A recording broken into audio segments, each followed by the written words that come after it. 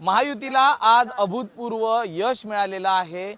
नेमकं या यशामागचं गमक काय आहे हे आपण जाणून घेऊयात। माझ्यासोबत बोलण्यासाठी खासदार अप्पा बारणे साहेब आहेत। साहेब, काय सांगाल?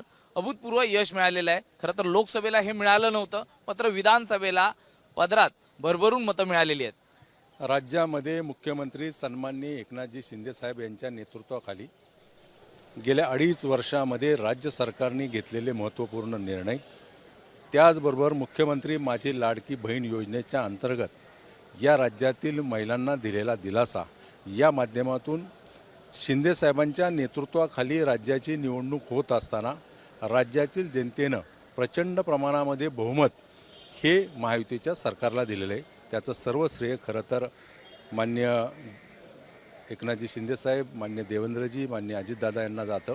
परंतु खऱ्या अर्थानं मुख्यमंत्र्यांनी केलेली कामं आणि जनतेपुढं त्यांचा असलेला चेहरा, या माध्यमातून हे यश मिळालेलं आहे।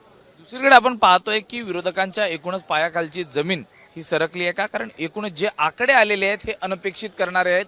त्यावरनं अनेक म्हणजे संजय राऊत म्हणालेले की हे अनपेक्षित आहे आणि कुठेतरी यामध्ये गौड बंगाल असल्याचं ते म्हणतात।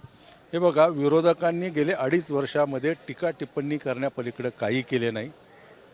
राज्यामध्ये सरकार चांगलं काम करत होतं, केवळ त्याच्यावरती सकाळी उठून भाष्य करणं, टीका टिप्पणी करणं याच्यातच त्यांनी वेळ घालवलेला आहे। खऱ्या अर्थानं जनतेला हे समजलेलं आहे आणि म्हणून जनता पूर्णपणे विश्वास हा महायुतीच्या बाजूने ठेवला, सरकारच्या बाजूने ठेवला। ज्या विरोधकांनी घोषणा केल्या त्या घोषणा खरं तर हवेमध्ये विरघळून जाण्यासारख्या होत्या आणि म्हणून जनतेने त्यांच्यावरती विश्वास ठेवला नाही आणि महायुतीला भरभरून यश दिलेलं आहे। खरं तर काही महिन्यांपूर्वीच लोकसभा निवडणूक झाली होती, त्यामध्ये कुठेतरी अपयश हे महायुतीला आलं। त्याच्यावरून अनेकांनी म्हणजे महाविकास आघाडीकडनं विधानसभेला देखील त्याची पुनरावृत्ती होईल अशी आश्वासनं दिली होती। काल बैठक देखील झाली होती महाविकास आघाडीची या संदर्भातली। कसं पाहता एकूण या सगळ्या चित्राकडे? लोकसभेच्या निवडणुकीमध्ये संविधानाचा मुद्दा घेतला, लोकसभेच्या निवडणुकीमध्ये अल्पसंख्याकांचा मुद्दा घेतला आणि लोकसभेच्या निवडणुकीमध्ये या राज्याला वेगळ्या मार्गाने नेणाऱ्या जातीय मुद्दे खरं तर घेतले। ही निवडणूक राज्याच्या विकासाच्या दृष्टिकोनातून झाली।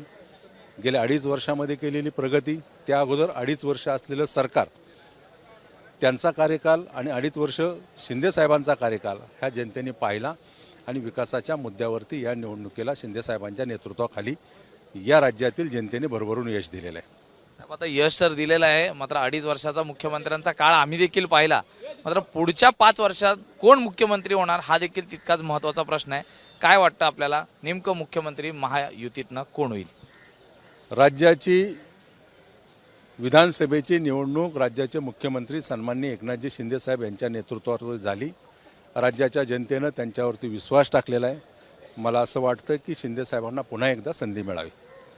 सर, आमच्याशी बातचीत केल्याबद्दल व्हिडिओ जर्नलिस्ट अनुप रस्तोगीसह मी सूरज सावंत, एबीपी माझा, मुंबई। एबीपी माझा, उघडा डोळे बघा नीट।